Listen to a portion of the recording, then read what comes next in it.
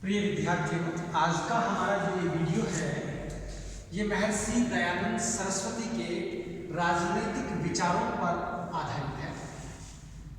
महर्षि दयानंद सरस्वती एक राजनेता नहीं थे, ना ही उन्होंने कोई व्यवस्थित राज्य संबंधी विचारों का प्रतिपादन किया कि राज्य की उत्पत्ति क्यों हुई, कब हुई, कैसे हुई। परंतु दयानंद सरस्वती का जो चिंतन है वो राजनीतिक चिंतन का अगर आधार बिंदु हम देखना चाहें तो वह आधार बिंदु वेदजन्य अर्थात वेदों में जो राजनीतिक विचार है और दूसरी ओर स्मृति, विशेषतः मनुस्मृति के जो राजनीतिक विचार है, तीसरी स्थिति स्वयं का जो अनुभविक दृष्टिकोण है, इन तीनों को आधार बिंदु मानते हुए उन्होंने राजनीतिक चिंतन को विकसित किया और राजनीतिक चिंतन पर अपने विचारों का प्रतिपादन किया।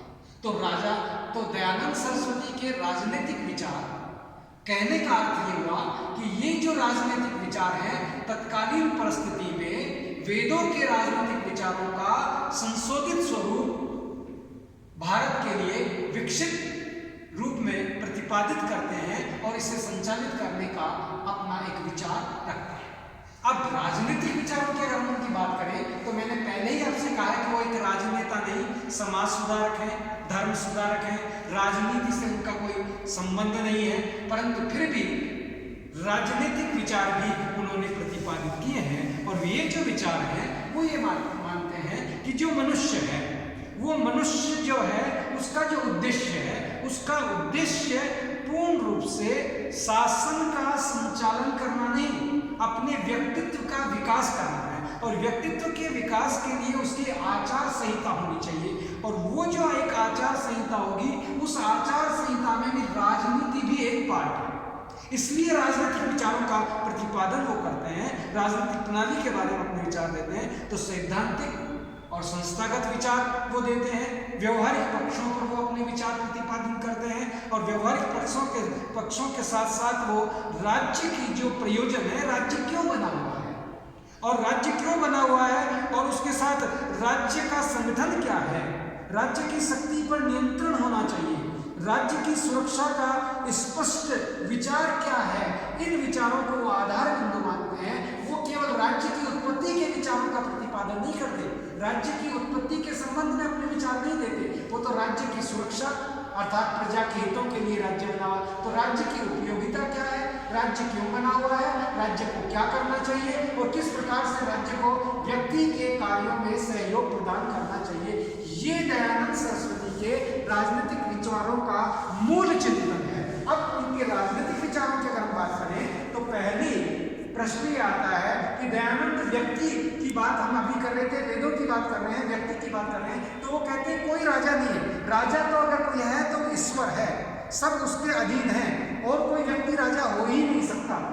परंतु व्यक्ति क्या है, व्यक्ति स्वतंत्र है, व्यक्ति की गरिमा है, वेदों में व्यक्ति की गरिमा के विचार प्राप्त होते हैं, वेदों में व्यक्ति की स्वतंत्रता के विचार प्राप्त होते हैं और वेद ये कहते हैं कि व्यक्ति अपनी आत्मोन्नति अगर करना चाहता है तो उसे स्वतंत्र रहना होगा, उसके विचार स्वतंत्र होने चाहिए, उसे स्वतंत्रता प्राप्त होनी चाहिए, उसकी स्वतंत्रता पर किसी प्रकार का अंकुश या निषेध नहीं होना चाहिए। इसलिए व्यक्ति की उन्नति और व्यक्ति के विकास के लिए वो कहते हैं कि व्यक्ति के आचरण श्रेष्ठ होने चाहिए और समाज जो है उसका कुछ नियमन स्थापित करे, समाज की आचार संहिता हो, उसके आचरण को जो नियंत्रित करती हो और वो आचार संहिता स्वयं के प्रति जैसा आप व्यवहार करना चाहते हैं वैसा ही दूसरे के प्रति करें, स्वयं का विकास चाहते हैं तो दूसरे के विकास में सहयोग दें। अर्थात उनके जो ये विचार है राजनीतिक, ये सामुदायिक हित अर्थात जब समाज का हित होता हो, सामाजिक कल्याण होता हो, ऐसा सामाजिक हित और मानवीय कल्याण के लिए अगर कोई राज्य कानून बनाता है, अगर कोई व्यक्ति की स्वतंत्रता और गरिमा पर कुछ आक्षेप और प्रतिबंध लगाता है तो ऐसे प्रतिबंधों को दयानंद सरस्वती स्वीकार करते हैं कि ऐसे प्रतिबंध स्वीकार्य हैं क्योंकि ये प्रतिबंध व्यक्ति के नहीं, ये समाज का निर्माण करते हैं, राष्ट्र का निर्माण करते हैं और एक समूची व्यवस्था को व्यवस्थित करते हैं, तो वहां इन पर कुछ प्रतिबंध हो सकता है, परंतु व्यक्ति की गरिमा और व्यक्ति की स्वतंत्रता के प्रबल समर्थक दयानंद सरस्वती रहे हैं। दूसरी ओर वो कहते हैं कि ये व्यक्ति ही तो है जिसके लिए राज्य है, राज्य बना किसके लिए? व्यक्ति के लिए बना है। इसलिए व्यक्ति के लिए जब राज्य बनाया है तो व्यक्ति का हित उसका चिंतन करना उसका मुख्य उद्देश्य है। तो वो राज्य का जो स्वरूप है कैसा होना चाहिए, इस पर जब विचार देख रहे हैं तो कहते हैं कि राज्य का स्वरूप वेलफेयर स्टेट, कल्याणकारी स्वरूप होना चाहिए राज्य का। राज्य का जो उद्देश्य है प्रजा का हित करना है, प्रजा का कल्याण करना है, प्रजा का विकास करना है, क्योंकि राज्य का अस्तित्व ही प्रजा पर टिका हुआ है। प्रजा नहीं होगी तो राज्य नहीं होगा, और प्रजा की स्वीकृति नहीं होगी तो राजा शासन नहीं करेगा। इसलिए राज्य का अगर कोई अस्तित्व है तो वो व्यक्ति के अस्तित्व पर निर्भर करता है, और व्यक्ति का अस्तित्व विकास पर और उन्नति पर निर्भर करता है। और वो उन्नति 3 प्रकार की उन्नति मुख्य मानी गई है। एक तो व्यक्ति की भौतिक उन्नति हो, एक व्यक्ति की नैतिक उन्नति हो, एक व्यक्ति की आध्यात्मिक उन्नति हो, और व्यक्ति का चहुमुखी विकास और कल्याण हो। और इस कार्य में राज्य सहयोग करे, तभी राज्य वेलफेयर स्टेट कहलाएगा। इस प्रकार से दयानंद सरस्वती कहते हैं कि जो राज्य है वो वेलफेयर हो, उसका अस्तित्व व्यक्ति के अस्तित्व और व्यक्ति के विकास पर निर्भर करता है। तो राज्य के कार्य क्या हो? अब राज्य के कार्य क्या है? सुरक्षा करना व्यक्ति की, चाहे वो आंतरिक सुरक्षा हो या बाह्य सुरक्षा हो। सुरक्षा के साथ राज्य में न्याय की व्यवस्था करना है, अर्थात बड़ा विस्तृत कार्य क्षेत्र है, जिसमें हम संक्षेप में कहें तो अप्राप्य की प्राप्ति, जो वस्तु नहीं है, जो व्यक्ति के विकास के लिए आवश्यक है नहीं है, उसे तो वो प्राप्त करे, और जो प्राप्त है उसका रक्षण करे, और जो रक्षित है उसे पात्र लोगों में वितरित करे। जितने पात्र हैं अर्थात योग्यतानुसार वितरण की व्यवस्था का कार्य राज्य का मूलभूत कार्य है। जैसे प्रजा पालन करना है, कृषि एवं व्यापार, वाणिज्य का विकास करना है, व्यक्ति का बौद्धिक उन्नति करने में सहयोग देना है, व्यक्ति की आर्थिक समृद्धि को विकसित करना है, व्यक्ति के विभिन्न बाधक स्थितियों को एक साधक और सहयोग प्रदान करके उसे विकसित करने में सहयोग करना है। इस प्रकार राज्य का कार्य विस्तृत कार्य क्षेत्र है। जैसे नहरें बनाना है, व्यापार वाणिज्य करना है, व्यक्ति की जो हित करने वाली चीजें हैं उन सारे कार्यों में राज्य का सहयोग किया जा सकता है। राज्य सहयोगी हो सकता है, राज्य सहयोगी संस्था है। अर्थात व्यक्ति के कल्याण के लिए राज्य कोई भी कार्य करे जो व्यक्ति का कल्याण करता हो, वो राज्य का कार्य क्षेत्र बन जाता है। इसलिए राज्य का कार्य क्षेत्र विस्तृत कार्य क्षेत्र के रूप में आता है। परंतु ये विस्तृत कार्य क्षेत्र किसी व्यक्ति विशेष या राजा विशेष की कार्य नहीं है, ये एक संस्थात्मक कार्य है, क्योंकि राज्य की शक्ति एक राजा में निहित नहीं हो सकती। क्योंकि अभी मैंने आपसे बात की थी कि दयानंद सरस्वती का चिंतन जो है वैदिक चिंतन है, और वैदिक चिंतन कहते हैं कि अगर प्रकृति का, संपूर्ण सृष्टि का निर्माता अगर कोई है तो वो ईश्वर है। इसलिए ईश्वर ही एक राजा हो सकता है और कोई भी राजा नहीं हो सकता। इसलिए वो कहता है कि एक व्यक्ति विशेष में शक्ति नहीं हो सकती। तो वो राज्य की जो शक्ति है उस शक्ति को संस्थागत स्वरूप के रूप में मानते हैं, और कहते हैं कि राज्य की जो शक्ति है वो व्यक्ति विशेष में नहीं, एक संस्था के रूप में होनी चाहिए, अकेले व्यक्ति में नहीं। अकेले में होगी तो निरंकुशता हो जाएगी, और निरंकुशता समाज, राष्ट्र और व्यक्ति और शासन को नष्ट करने का कार्य करती है। इसलिए वो कहते हैं कि शक्ति किसमें हो, इसके लिए वो कहते हैं कि जो व्यक्ति शक्ति है वो 3 संस्थाओं में निर्धारित करने की बात करते हैं। वो कहते हैं एक राज्यसभा जो राज्य का कार्य करती है, एक प्रकार से कार्यपालिका, विद्यासभा जो व्यवस्थापिका का कार्य करेगी, और धर्म सभा जो न्याय का कार्य करेगी। और इन सभाओं में व्यक्ति कौन नियुक्त होगा? अर्थात एक व्यक्ति नहीं, ये सभा है जिसमें इतने लोग हैं वो मिलकर निर्णय करेंगे, वो राज्य है, वो शासन है, व्यक्ति विशेष नहीं है। पर इस सभा में जाने वाले व्यक्तियों की योग्यता क्या होगी? अर्थात ये शासक की योग्यता है बेसिकली देखा जाए तो वो कहते हैं शासक की योग्यता में नैतिक गुणों से युक्त व्यक्ति हो।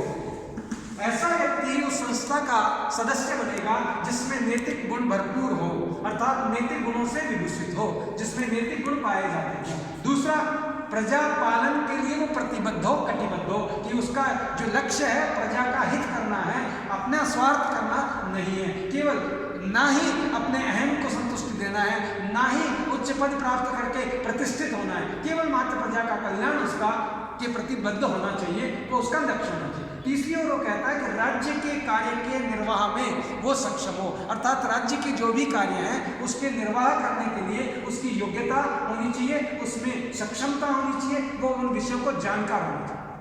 और चौथी स्थिति वो कहते हैं प्रजा की सहमति से ऐसे व्यक्ति नियुक्त हों, अर्थात प्रजा की सहमति से वो नियुक्त होने चाहिए। तो इसका मतलब क्या हुआ? एक और हम मनुस्मृति की बात कर रहे हैं कि मनुस्मृति के राजनीतिक विचार वेदों के राजनीतिक विचारों के चिंतन का आधार है, और यहाँ अगर हम देखते हैं तो वो राजतंत्र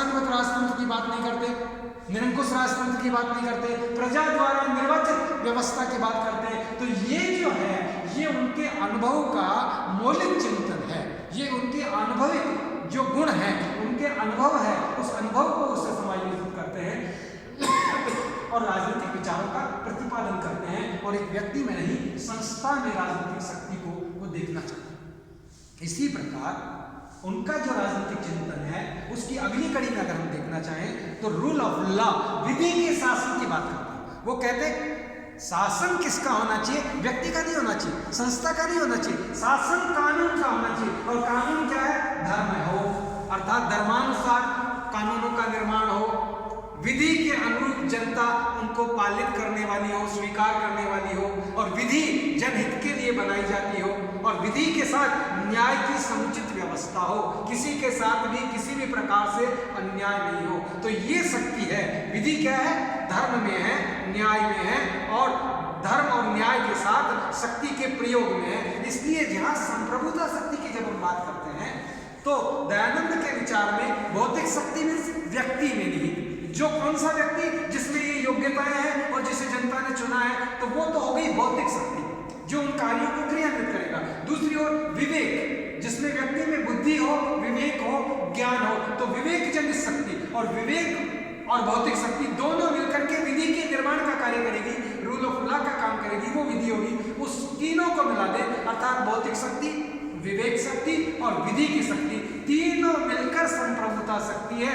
वही समाज के उत्थान के कार्य में राजनीतिक व्यवस्था को प्रतिबिंबित करती है, राजनीतिक व्यवस्था को निर्मित और विकसित करने का कार्य करती है। इसलिए जो विधि का शासन है, विधि के शासन से जैसे हम कहते हैं प्रजा और राजा दोनों विधि के अधीन है।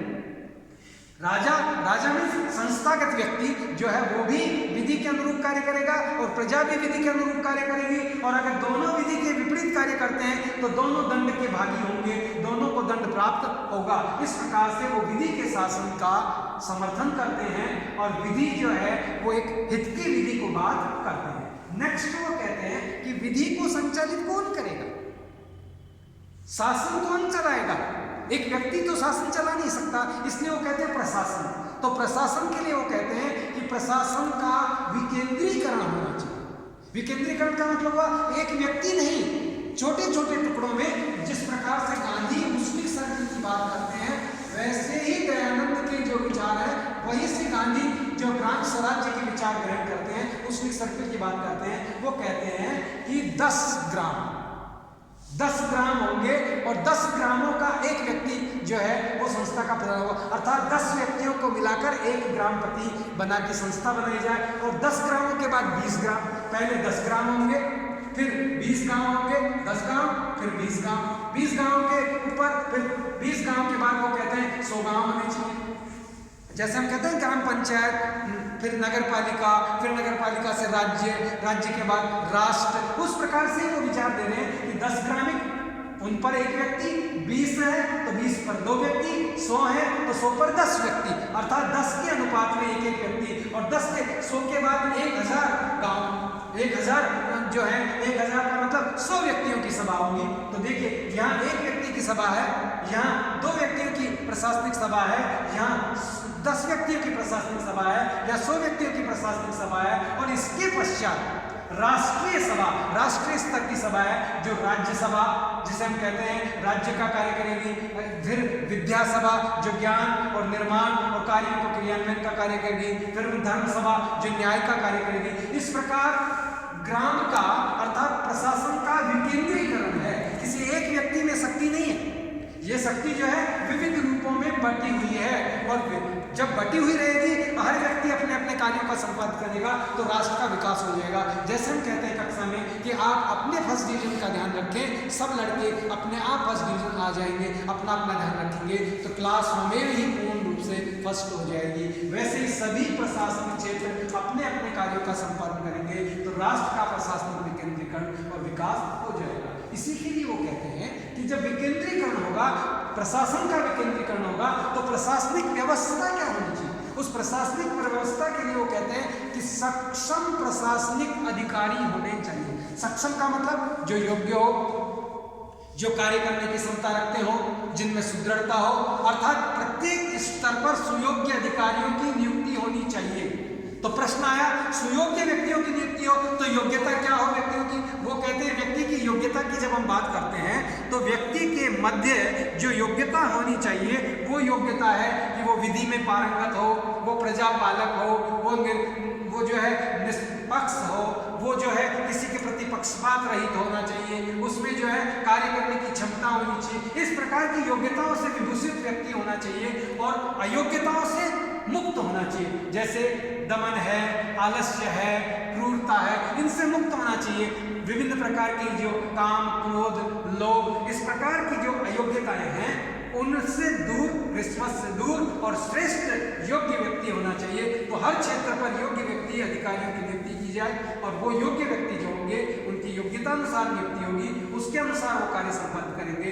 तो प्रशासन का कार्य एक सक्षम और सभी व्यक्ति श्रेष्ठ होंगे तो प्रशासन अपने आप एक सुदृढ़ प्रशासन होगा, विकसित प्रशासन होगा। ऐसा दयानंद की मान्यता रही है। इसी के साथ वो कहते हैं कि जब प्रशासनिक व्यवस्था होगी, न्याय की व्यवस्था होगी, राज्य होगा, व्यक्ति की गरिमा की बात होगी, तो फिर न्याय और दंड भी महत्वपूर्ण है।